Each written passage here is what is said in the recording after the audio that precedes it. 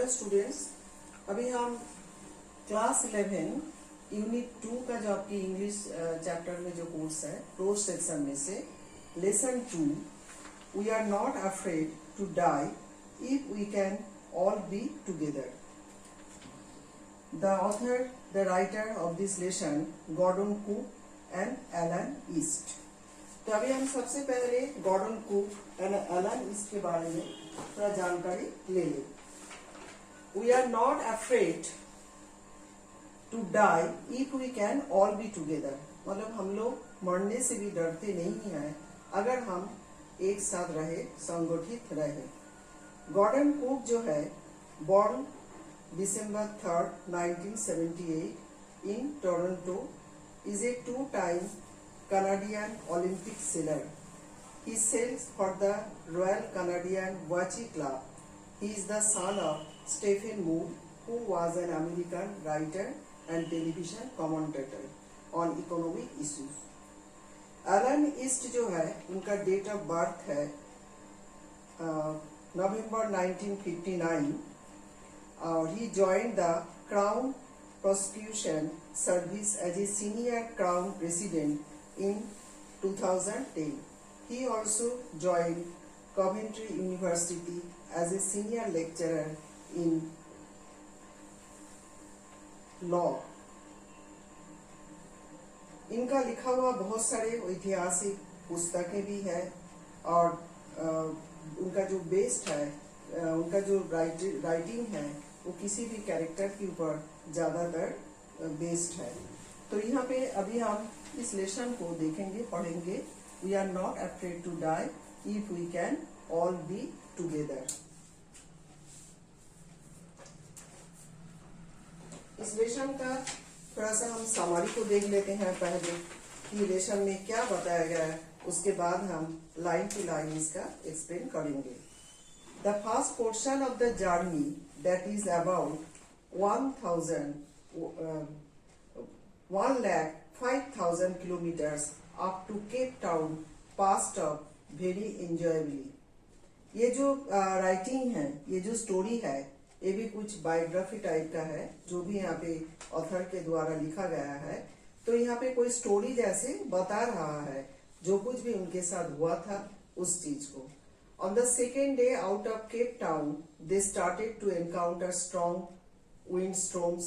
Windstorms did not worry about the narrator, but the height of the waves was alarming up to 15 meters above. That was as high as the main mast. On the 25th December, the writer's ship reaches in the southern Indian Ocean. That was about 3,500 kilometers to the east of Cape Town. The family welcomed the new year on the sea. अब आगे चलते हैं हम lesson के साथ हम पढ़ के देखते हैं एक एक लाइन टू लाइन इसका meaning.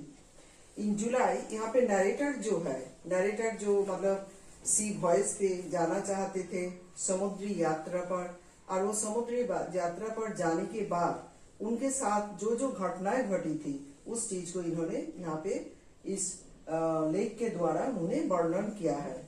In July 1976 my wife Mary, मतलब उनकी जो पत्नी थी उसका नाम था मेरी, सन जोनाथन, उनका लड़का जो था उसका नाम था जोनाथन जो 6 years जिसका एज था, और डॉटर सुजेन जो उनकी लड़की थी उसका वो 7 वर्ष की थी। And I set sail from Plymouth England. वो मतलब बता रहा है कि मतलब खुद स्वयं कि अपने पत्नी, अपने पुत्र तथा लड़की को लेकर वहां से उन्होंने जर्नी शुरू किया था पॉलीमाउथ इंग्लैंड से। To duplicate the round the world voyage made 2000 years earlier by Captain James Cook. यहाँ पे वॉयज जो वर्ड यूज किया गया है, वॉयज का मतलब क्या होता है, समुद्री यात्रा।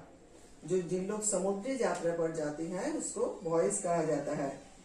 तो उन्होंने ऐसी एक समुद्री यात्रा के लिए उन लोग निकले थे जो कि उन्होंने मतलब इंग्लैंड पॉलीमाउथ से स्टार्ट किए थे। साथ में उनकी पत्नी थी और दोनों बच्चे उनके साथ में थे। और इन्होंने ये क्यों करना चाह रहे थे? क्योंकि वो जब वहां से शुरू किए थे 1976 में, उससे 200 साल पहले एक कैप्टन था जिनका नाम था जेम्स कुक। उन्होंने मतलब ये काम किए थे और उनको देखते हुए उन लोग मतलब इस चीज का डुप्लीकेट करना चाह रहा था।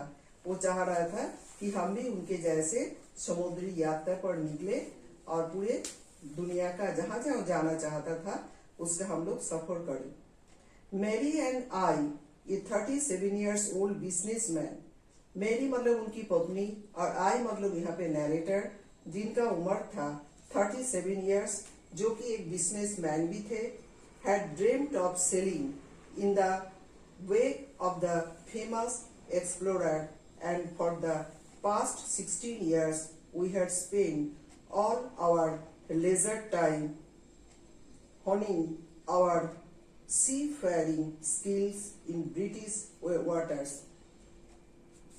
इस काम को शुरू करने से पहले जो मतलब मेरी मतलब उनकी पत्नी और जो नैरेटर है यहाँ पे, उनका जो एज है 37 years, जो कि एक बिजनेसमैन भी थे, उन लोग इस तरह का सेल पे जाने से पहले उन लोग सपना देखा करते थे और उस सपने को पूरा रूप देने के लिए उन लोग 16 वर्ष तक इसके लिए उन्होंने प्रैक्टिस किया था।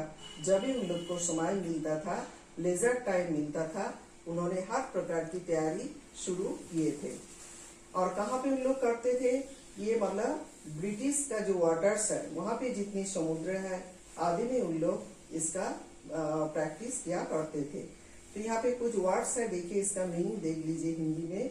सेट सेल मतलब समुद्री यात्रा प्रारंभ किया, डुप्लीकेट मतलब कॉपी है ना, उसका अनुसरण करना, वॉयज सी जर्नी समुद्र यात्रा, इन वेक ऑफ गो बिहाइंड अनुसरण करते हुए, explore to learn about by trying it, और नेशन या खोज जिसको बोलेंगे, लेजर मतलब खाली समय, होनिंग तीक्ष्ण बनाना, अपने आप को सक्षम बनाना, सी फेयरिंग मतलब समुद्र समान, स्किल मतलब योग्यता। तो योग्यता अर्जन करने के लिए 16 वर्ष तक उन लोग इस काम में लगे हुए थे और प्रैक्टिस कर रहे थे। तो 1976 की जुलाई में मेरी पत्नी, मेरी पुत्र जोनाथन, पुत्री सुजैन जिसका एज था 7 वर्ष, और मैं स्वयं इंग्लैंड के प्लाईमाउथ से जहाज से रवाना हुए ताकि हम 200 वर्ष पूर्व कैप्टन जेम्स कुक द्वारा दुनिया के चारों ओर का की गई समुद्री यात्रा को जो का तो दोहरा सके। लंबे समय से मेरी तथा मैं एक, जो यहाँ मैं है मतलब उनका 37 वर्षीय व्यापारी हूँ, उस प्रसिद्ध खोजकर्ता के समान जहाज में यात्रा करने का सपना देखा था और पिछले 16 वर्ष से हमने अपना समस्त खाली समय अपनी समुद्री यात्रा संबंधी कलाओं को निखारने में बिताया था। ऐसा हमने ब्रिटिश समुद्र पर किया था। नेक्स्ट देखिए इसमें chapter 2 and 3, stanza 2 and 3। Our boat Wavewalker, उन्होंने जो नाव में यात्रा करना चाह रहे थे उसका नाम उन्होंने वेव वाकर रखा था। ये 23 मीटर उसका जो लंबाई था वो था 23 मीटर और 30 टन मतलब उसका वजन था 30 ton. Wooden hulled beauty had been professionally built and we had spent months fitting it out and testing it in the roughest weather we could find. There before heading east, we took on 2 crewmen, American Larry Vigil and Swiss Herb Sager, to help us tackle one of the world's roughest seas, the Southern Indian Ocean. उसके बाद उन्होंने मतलब 2 crew को भी साथ में लिए थे जो कि समुद्र में उनको मतलब जो परिचालक होते हैं, जिनका एक का नाम था, जो अमेरिकन थे, जिनका नाम था लैरी विजिल, और दूसरा जो था हार्ट सीडर, उन लोग की सहायता के लिए। तो आगे देखिए, हमारी नाव वेव वेकर 23 मीटर लंबाई एवं 30 टन वजन वाली लकड़ी से बनी सुंदर संरचना को कुशलता से बनाया गया था तथा हमने इसे बनाने एवं बुरे मौसम में इसे जांचने में महीनों लगाए थे, जो हमें मिल सकता था। हमारी सुनियोजित 3 वर्षीय, मतलब वो जो वॉइस पे निकला था वो 3 वर्ष का था, 3 वर्ष उनको घूमना था। 1,05,000 किलोमीटर लंबा यात्रा का प्रथम चरण आराम के साथ संपन्न हो गया, जब हम अफ्रीका के पश्चिमी किनारे के साथ साथ केप टाउन नामक स्थान पर जा पहुंचे। वहां पूर्व की ओर रवाना होने से पूर्व हमने 2 जहाज संचालकों, जैसे अमेरिका के लैरी विजिल तथा स्विट्जरलैंड के हर सीजलर को, जो कि दुनिया की सर्वाधिक तूफानी समुद्रों में से एक से निपटने में हमारी मदद करने के लिए अपने साथ ले लिया था। यह था दक्षिणी हिंद महासागर।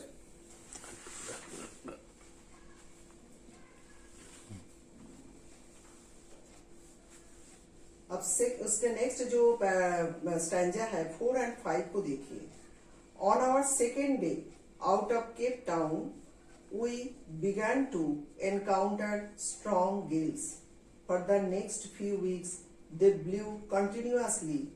Gales did not worry me, but the size of the waves was alarming up to 15 meters as high as our mainmast. Cape Town के रवाना होने के दूसरे दिन हमारा सामना तेज हवाओं से हुआ। अगले कुछ सप्ताहों तक ये लगातार बहती रही। इन हवाओं ने मुझे चिंतित नहीं किया, लेकिन लहरों का आकार भयानक था, करीब 15 मीटर हमारे मुख्य मास्तूल जितनी ऊंची। December 25 found us 3,500 kilometers east of Cape Town. Despite atrocious weather, we had a wonderful holiday, complete with a Christmas tree. New Year's Day saw no improvement in the weather, but we reasoned that it had to change soon, and it did change for the worse. Encounter मतलब सामना करना, gales strong winds तूफानी हवाएं, alarming मतलब fearful, causing worry जो चिंताजनक था, और मस्ट मतलब मस्तूल, ये टॉल पोल इन ए बोट जिसको मस्तूल कहा जाता है। एट्रोसस मतलब वेरी बैड, भयंकर। केप टाउन से रवाना होने से दूसरे दिन हमारा सामना तेज हवाओं से हुआ। अगले कुछ सप्ताहों तक ये लगभग बहती रही। इन हवाओं ने मुझे चिंतित नहीं किया, लेकिन लहरों का आकार भयानक था, करीब 15 मीटर हमारे मुख्य मस्तूल जितनी ऊंची। 25 दिसंबर को हम केप टाउन से 3,500 किलोमीटर दूरी पहुंच चुके थे। बेरहम अत्याचारी मौसम के बावजूद हमने शानदार छुट्टी बिताई, जिसमें क्रिसमस ट्री का भी समावेश कर लिया गया था। नववर्ष के दिन भी मौसम में कोई सुधार नहीं हुआ, लेकिन हमने तर्क बुद्धि में सोचा कि मौसम अवश्य जल्दी बदलेगा, और ये बदला भी तो बहुत बुरी तरीके से। Stanza 6. At dawn on January 2, the waves were gigantic. We were sailing with only a small storm jib and were still making 8 knots. As the ship rose to the top of each wave, we could see endless enormous seas rolling towards us, and the screaming of the wind and spray was painful to the ears. To slow the boat down, we dropped the storm jib and lashed a heavy mooring rope in a loop across the stern. Then we double lashed everything, went through our life raft drill, attached lifeless don't oilskin and life jacket and waited. यहाँ पे कुछ meaning देख लीजिए. Gigantic मतलब huge मतलब बहुत बड़ा विशाल. Strong jeep ये स्ट्रॉन्ग सेल छोटा पाल जहाज का तिकोना बदवान. नट्स मतलब सी माइल समुद्री मील. लेस्ट मतलब फेस्टिन बांध दिया. मोर्निंग रोप ये रोप with which the boat is fastened जहाज की लंगर से बांधने का रस्सा. लूप मतलब फंदा. स्टॉर्न जहाज का पिछला हिस्सा. लाइफ रैफ्ट जीवन नौका है ना. लाइफ रैफ्ट इसको जीवन नौका जो होता है उसको कहा जाता है. लाइफ लिनेस बचाव रस्सी. डोंट मतलब पहन लिया. Oilskin waterproof covering जलरोधी वस्त्र तथा लाइफ जैकेट मतलब लाइफ सेविंग जैकेट. तो ये सब जब हम लोग पानी में मतलब चलते हैं कहीं बड़े मतलब वॉयज में निकालते हैं समुद्री यात्रा पर, तो इन सब सामानों की जरूरत होता है जो जिंदगी को बचाने के लिए सभी जहाज में जो भी यात्री होते हैं वो लेकर चलते हैं. तो इन सब चीजों का यहाँ पे मदद लिया गया था. 2 जनवरी के सूर्योदय के समय लहरें दैत्यकार थी. हमने केवल एक छोटा सा बदवान मतलब जीप जिसको कहा जाता है इंग्लिश में जहाज के अग्रभाग पर लगा रखा था और अभी भी 8 नट की गति से चल रहे थे. जब जहाज प्रत्येक लहर की चोटी पर चढ़ जाता था तो हम देख सकते थे कि विशाल लहरें हमारी ओर लुढ़क रही थी तथा हवा एवं फुहारों का चीखना कानों के लिए कष्टदायक था. हमारी नाव के धीमा करने के लिए हमने यह बदवान भी नीचे कर दिया था. एक भारी रस्से को फंदे के रूप में जहाज के पिछले हिस्से के आड़ पर बांध दिया. फिर हमने प्रत्येक वस्तु को मजबूती से बांध लिया. तैरने वाली नौकाओं में प्रवेश किया. रस्सी में इन्हें बांधा. जलरोधी एवं जीवन रक्षक जैकेट पहने और इंतजार करने लगे. Next para 7. The first indication of impending disaster came at about 6 p.m. with an ominous silence. The wind dropped and the sky immediately grew dark. Then came a growing roar and an enormous cloud toward aft of the sea. With horror, I realized that it was not a cloud but a wave like no other I had ever seen. It appeared perfectly vertical and almost twice the highest of the other waves with a frightful breaking crest. Impending मतलब एकदम आने वाला. अमनियस अशुभ अनिष्ट सूचक. Row or loud noise. Alarm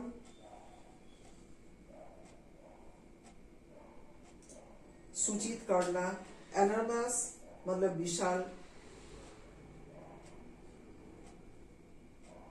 टॉवर्ड act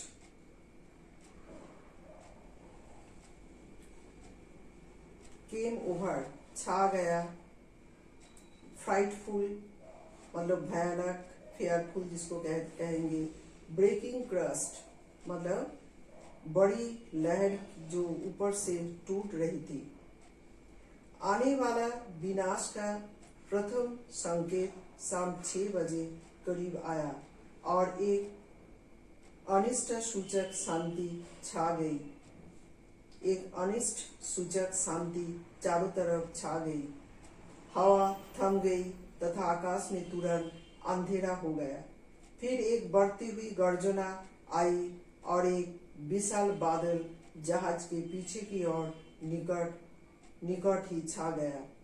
भय के साथ मैंने महसूस किया कि यह कोई बादल नहीं था, बल्कि एक लहर थी, जैसी मैंने कभी नहीं देखी थी। यह पूर्णतया लगभग सीधी खड़ी हुई थी। अन्य लहरों की ऊंचाई से करीब 2 गुनी ऊंची और इसकी चोटी टूटकर गिर रही थी। आगे देखिए para 8।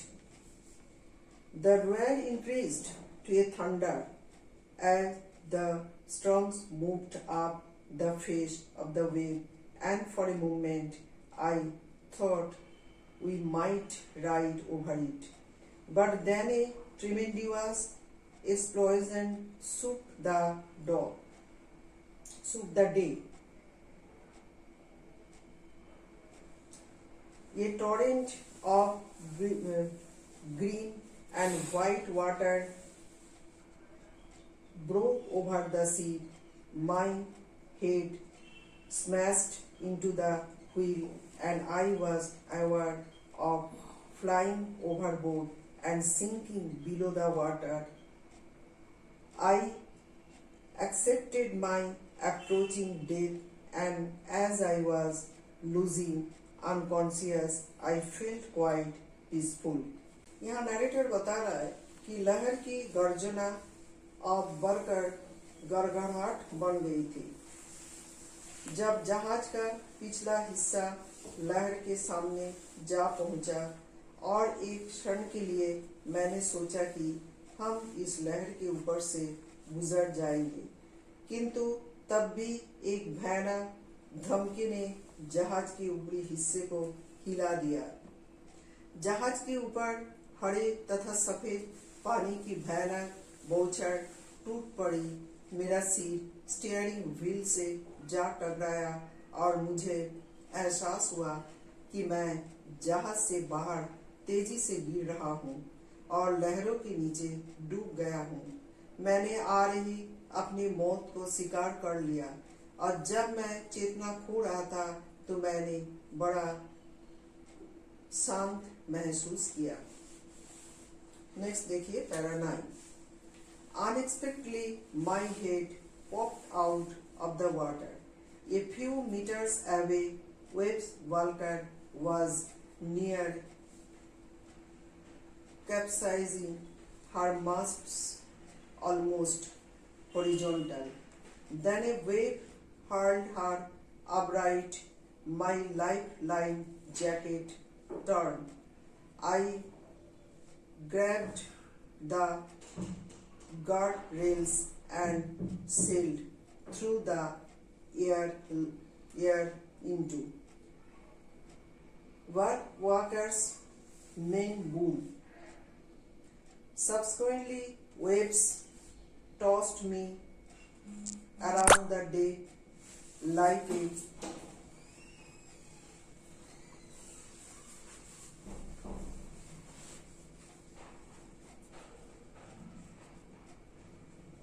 Subsequent waves tossed me around the deck like a rag doll.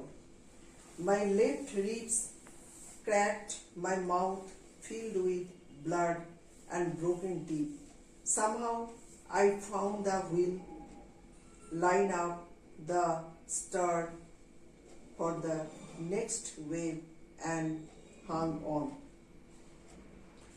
यहाँ राइटर बता रहा है, नरेटर बता रहा है कि अनायास ही मेरा सिर पानी से बाहर निकल पड़ा। कुछ मीटर की दूरी पर वेब वॉकर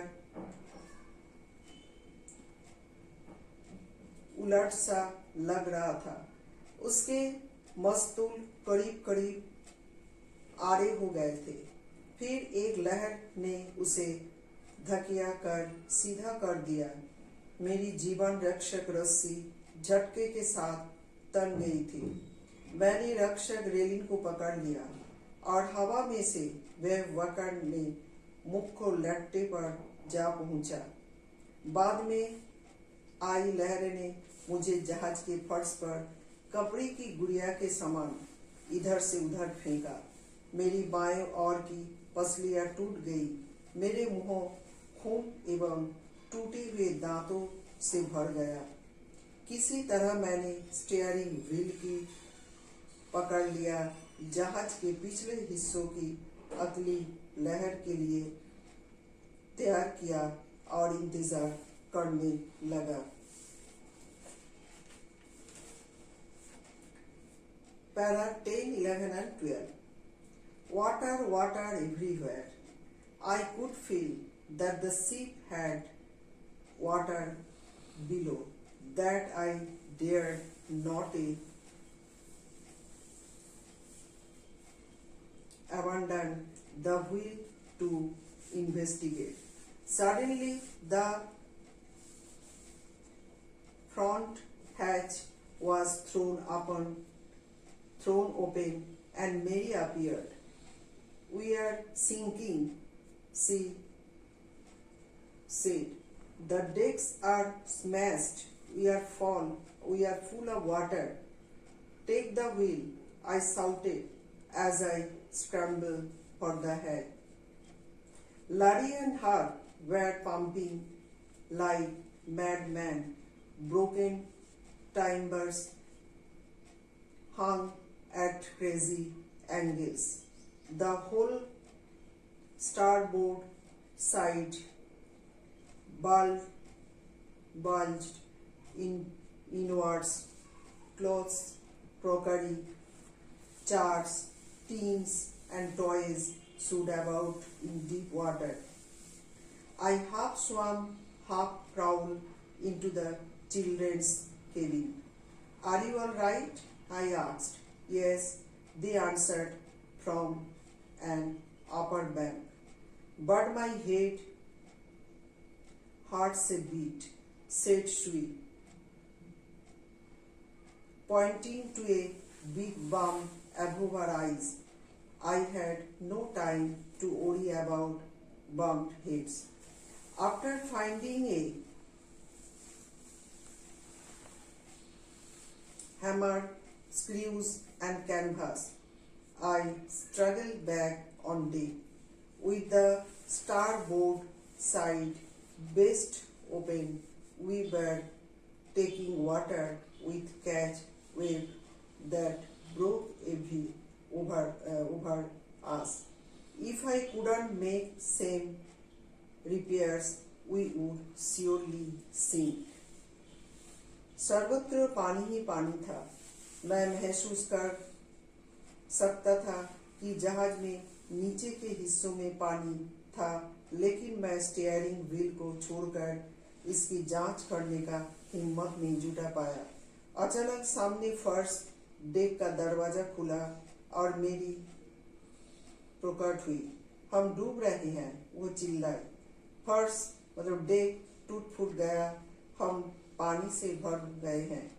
"स्टीयरिंग व्हील को पकड़ो," मैं चिल्लाया और फर्श के दरवाजे की ओर तेजी से गया। लाड़ी एवं हर्ष पागलों की तरह पानी को पंप से निकाल रहे थे। लकड़ी के टूटे हुए हिस्से आड़े तिरछे लटके हुए थे। जहाज का संपूर्ण दाई पाया अंदर की ओर घुस गया था। कपड़े, चीनी मिट्टी के बर्तन, चार्ट्स, डिब्बे तथा खिलौने गहरे पानी में बह रहे थे। मैं आधा तैरकर तथा आधा रेंगकर बच्चों के कमरे में पहुंचा। "क्या तुम लोग ठीक हो?" मैंने पूछा। "हाँ," उन्होंने उत्तर दिया, "ऊपर से शयन कक्ष से। लेकिन मेरा सिर थोड़ा दर्द कर रहा है," सू ने कहा और आंखों के ऊपर सूजे हुए एक गुमर को और इशारा किया। लेकिन मेरे पास सूजने वाले सिरों को देखने के लिए टाइम नहीं था। एक हथौड़ा, पेंच तथा मोटा कपड़ा लेने के बाद मैं संघर्ष करते हुए वापस जहाज के डेक पर आया। जहाज के दाएं पानी के धक्के से खुल जाने के कारण हमारे जहाज में हर लहर के आकर टकराते रहे और पानी घुस रहा था। अगर मैं कुछ मरम्मत ना कर पाया तो हम निश्चित रूप से डूब जाने वाले हैं। अब stanza 13, 14 and 15. Somehow I managed to stretch canvas and secure waterproof hatch covers across the gaping holes. Some water continued to stream below, but most of it was now being deflected over the side.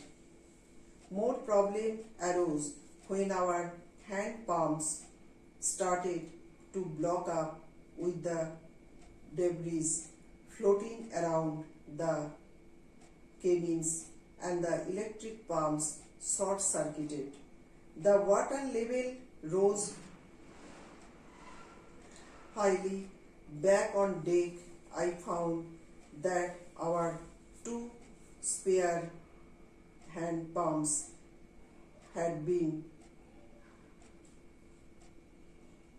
I found two hand pumps along with the forestry sail, the jib, and the main anchor. Then I remembered we had another electric pump under the chart room floor. I connected it to an outpipe and was thanked to find that it worked.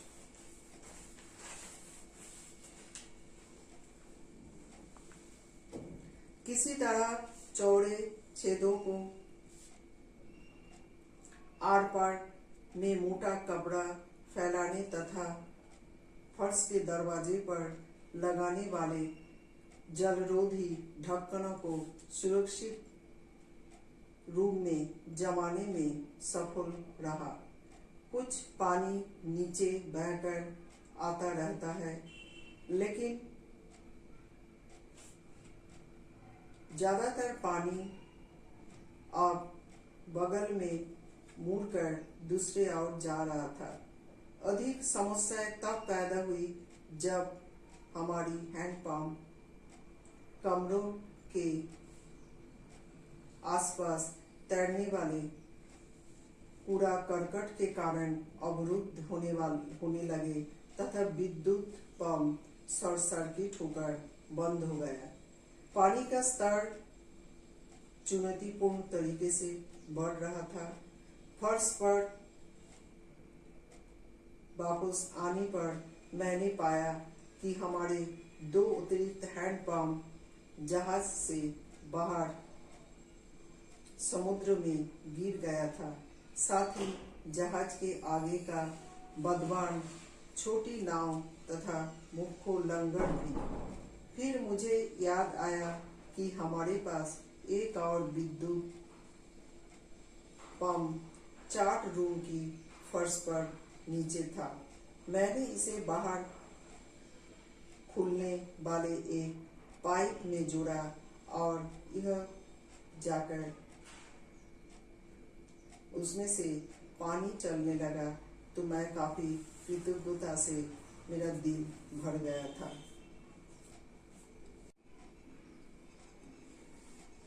Stanza 16 and 17 देखिए। The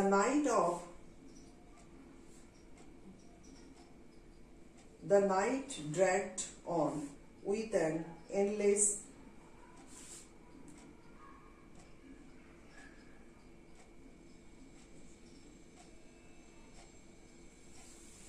bitterly cold routine of pumping, steering and working the radio.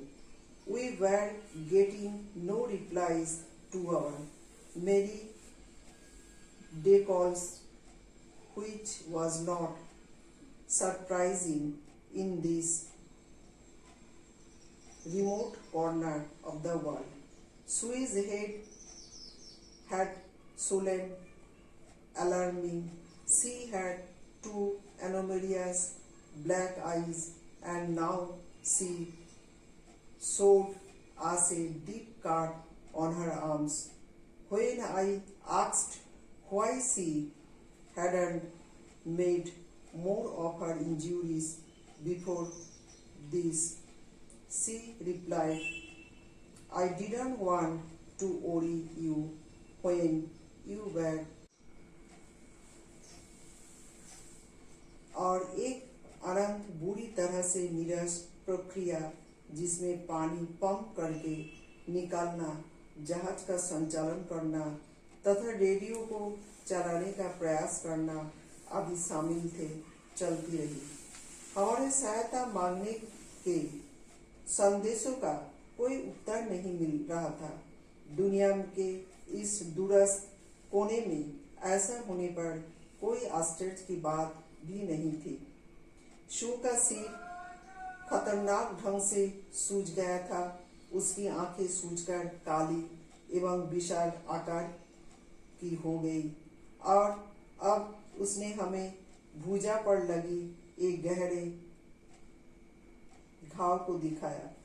जब मैंने पूछा कि उसने अपने घाव के बारे में पहले अधिक क्यों नहीं बताया, तो उसने उत्तर दिया, मैं आपको उस समय चिंतित नहीं करना चाहती थी जब आप हम सबको बचाने की कोशिश कर रहे थे। तो स्टूडेंट्स, ये जो लेसन है, we are not afraid to die if we can all be together का फर्स्ट पार्ट आप लोग को हमने बता दिया। अभी हम उसका सेकेंड पार्ट, जहाँ पे लेसन 18 से शुरू होगा, उसको हम देखेंगे। थैंक्स।